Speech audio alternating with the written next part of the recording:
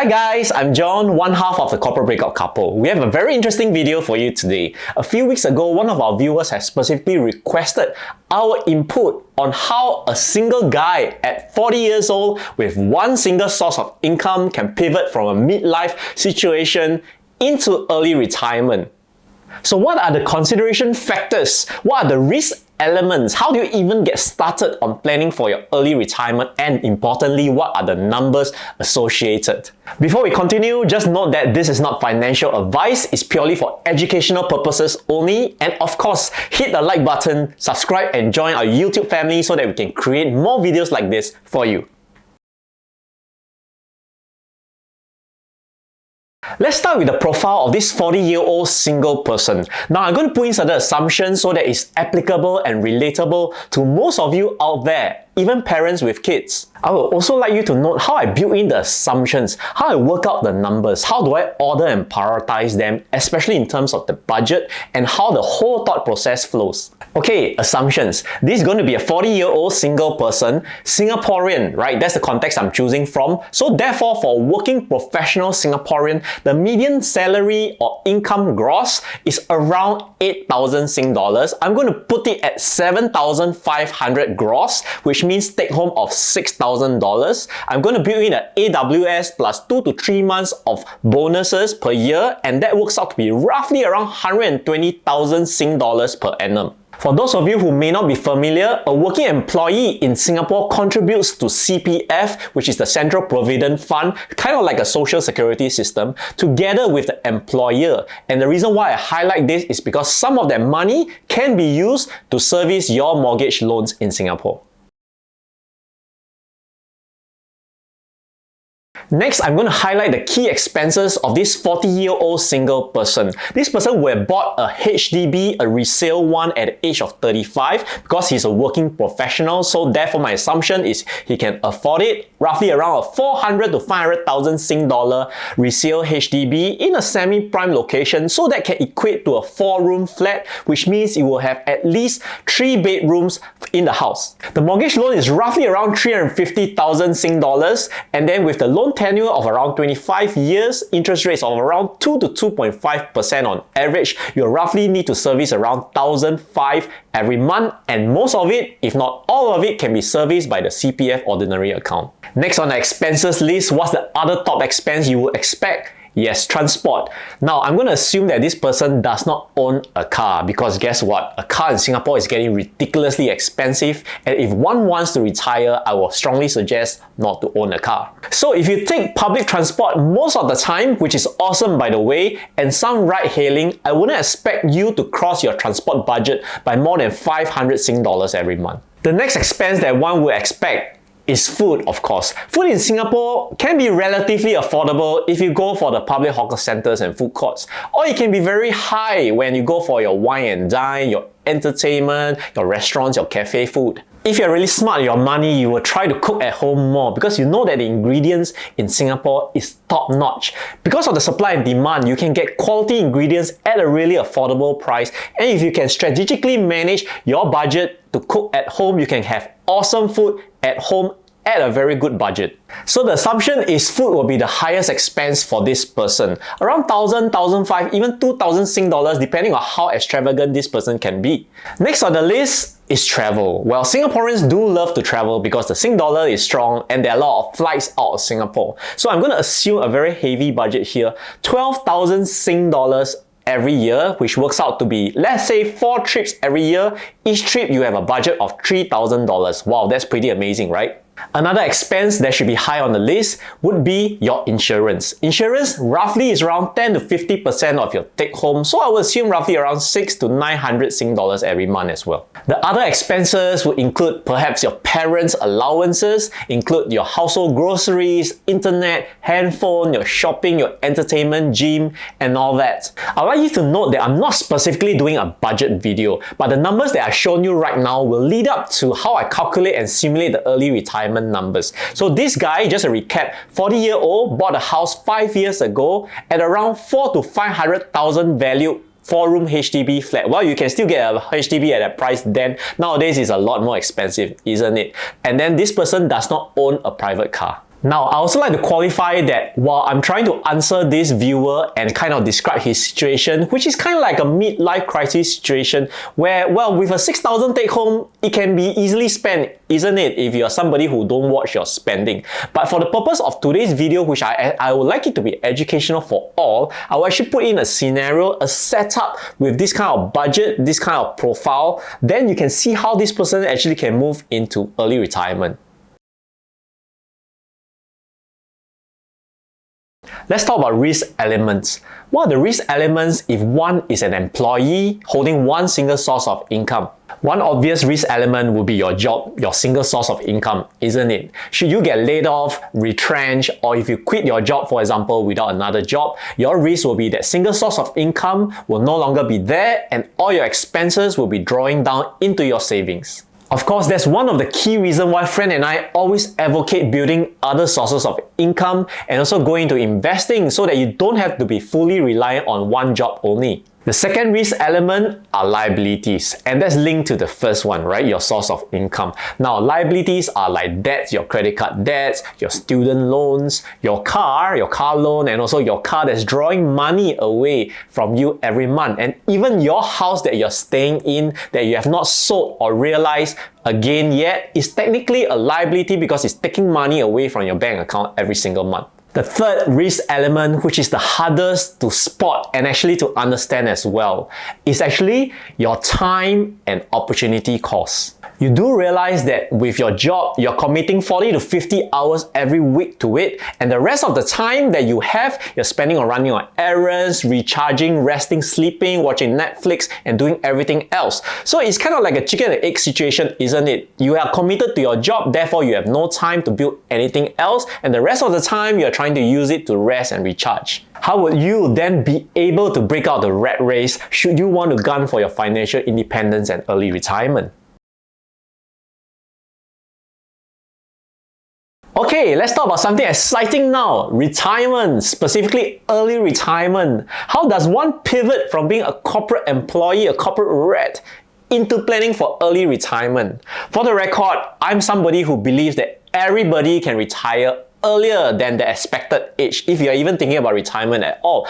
Definitely before the age of 65 or even 60. I have 3 questions for you. The first question is, how badly do you really want to be early retired or financially independent? The second question is, what kind of sacrifices are you willing to make right now in order to be early retired later on? And the third question is, are you willing to take continuous action no matter what happens, even if you fail and you lose some money, for example? Are you willing to continue to take action in order to get to your goal? I can share with you from experience that it is not about the skill sets that you actually built, nor the different ways and mechanisms that you learn on doing it. The key is actually in the mindset and attitude. I can honestly share with you that most people fail or do not hit their desired results because of this one thing, the winning mindset. In order to be a millionaire and before the $1 million come into your account, you must first have the $1 million mindset, a millionaire mindset. So if you want to pivot from being a corporate employee to an early retiree, the first thing you need to do is to start shifting your mindset, even if it's just a little. And that means being more open to learning from other people, being coachable, invest in yourself, take courses, be willing to participate, and of course, take continuous action to keep going. And if you want to accelerate the whole process and get to your goal faster, the secret here is coaches and mentors, because they can help you spot your blind spots and help you to get there faster because you will work on yourself more efficiently, just like a gym coach, or mentors who have been through the whole process before and can actually help you along the way from experience. In this part of the video, I'm going to share you some numbers simulation, something very exciting, where this person, this same profile with the same earning capacity can pivot from his current situation into early retirement as early as 50 years old. Of course, I'm going to employ the magic of compounding interest to accelerate your process towards early retirement. But I'm not going to go deep into the investment vehicles used. I'll provide a general rate of return and how the compounding can really accelerate for you to get to your retirement number so that you can get retired earlier. Okay, we're in the year 2024 and I'm going to share you the yearly cost and a high-level budget of this 40-year-old single, the example I'm going to share today. Now, this person can still get early retired as early as 55 or even 50 years old. So this is the assumptions made for annual salary before taxes. For simplicity, I'm looking at 100,000 Sing dollars, for annual expenses at 75,000 Sing dollars, and that means you can save 25,000 Sing dollars, a very good saving rate for this guy. Now, just to take note that in Singapore context, the example I shared today is using CPF to cover most of the mortgage loan. So that's from your CPF savings that's covering it. So the budget roughly looks like this, where savings and investment is the highest percentage, and then you have your food, which is a high percentage, your travel, and then of course you have your insurance, your healthcare, your gym and all that, and then you have transport, entertainment, clothes, and some money for your aging parents. And I'm going to assume this 40-year-old will have currently 150,000 of savings. Let me share you some compounding magic. The investment vehicle of choice, the S&P 500 index, which tracks the largest 500 US companies listed in the US stock exchanges. And incidentally, it just hit its all-time high of 5,000 points. Now, let's look at some of the average returns for the S&P. So S&P, in terms of this table you see here, in terms of different periods, for 5-year period, 10-year period, 15, 20, 25 to 30 years, you can see that the lowest return, let's use the lowest return, is actually at 7.18% over a 25-year period. So that's the number I'm going to use to simulate. Let's calculate, shall we, with this compound interest calculator. So with a principal of 150,000, which is the savings, and averaging another 25,000 per year based on 15 years projection by the age of 55, we're looking at a return of investment rate of 7% based on the lowest average S&P return, and compounding each year, guess how much the number will be by the time you're 55? 1.086 million. Yes, that's the magic of compounding interest. Having shown you the simplistic calculation, I also want to caution you that things don't move in a straight line and they are ups and downs, just like this S&P 500 index, where you can see the different candlesticks which represents going up and going down. It doesn't move in a linear straight line. 15 years later, in the year 2039, this 55-year-old is now a happy guy who has a choice to early retire with an investment capital of 1 million Sing dollars, with a contingency amount of 80,000 Sing dollars, and based on an ROI of 7% return, you're looking at a monthly cash flow of around 5,800 Sing dollars per month. Not too shabby, isn't it? Too good to be true? Well, I understand that you may have concerns around, let's say, inflation. Hey John, what about inflation? You know, inflation is eating into the purchasing power of every single dollar that I spend. And what about my mortgage loan? What about my house?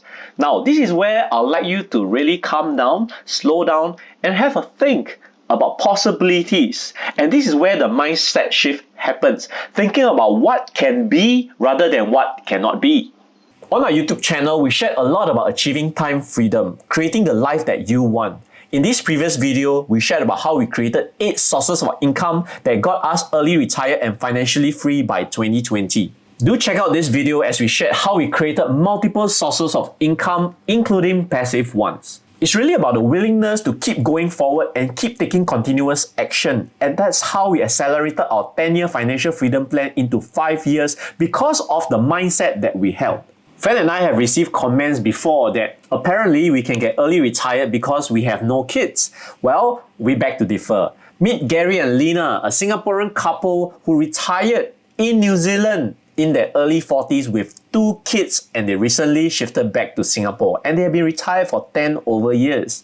How about this couple? Meet Samuel and Claudia from Indonesia who are in their early 30s with 1 kid and they are also financially free. How about this guy? Meet Kevin, a Singaporean father of 4 kids who has an early retirement plan in less than 10 years. He's currently in his 40s. So the possibilities are all out there. It's really up to you how you want to charter your life forward. Okay, back to this guy. Earlier on, I asked you 3 questions. The second one being, what are you willing to sacrifice right now in order to hit your early retirement goal? Remember, this guy has a HDB, a 3-bedroom HDB, that he can easily rent out 2 rooms. And based on the rates that you can get today, you can get at least 1,000 Sing dollars for each room. It's really down to how badly you want it. If this person is willing to rent out 2 rooms with the same 150,000 investment capital, you can add another 24 to 25,000 Sing dollars to average in. And now, instead of 15 years and growing at the same ROI percentage, guess what? You can do it in 10 years, hitting that 1 million investment capital mark. If you stay in the game of investing, most likely you will beat inflation every single time. And what about the mortgage loan? Well, at 55 years old, you will have actually accumulated enough CPF that will at least help you to service most of your loans. So whatever balance is not difficult for you to build side hustles or for you to continue renting out your room to service the mortgage loan. By the way, just a quick check-in. Fred and I have some thoughts around creating free masterclasses that we can deep dive further into numbers like this. We can talk about early retirement, financial independence, and of course personal finance, where we have people who are more serious, and want to go deeper. Would you be interested in that? If so, put in the comments masterclass, and then maybe we can create masterclasses for you as well.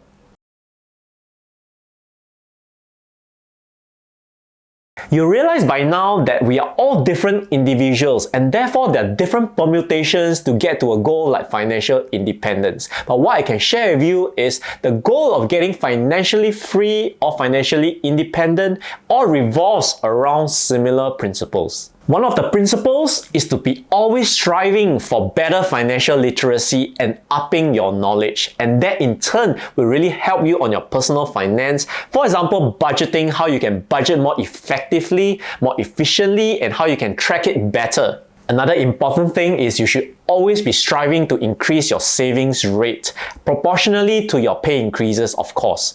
And one of the important traps that you do not want to get into is the debt trap. So do not get caught up in lifestyle inflation. Keep it to a minimum and always spend within your means. Another important principle is the magic of compound interest that you can apply to your investment vehicles like real estate, like paper assets, like your stocks, where you learn and make sure you grow your nest egg towards your future.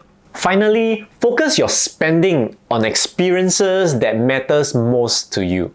I hope today's video has given you ideas for your possible future and the different kinds of endless possibilities out there. Of course, I cannot capture all kinds of financial situation, and all that is really up to you to how you can pivot your own life right now if you are not happy with it towards a life of freedom, where of course you need to put in the work, you put in the shift in order to transform your life towards there.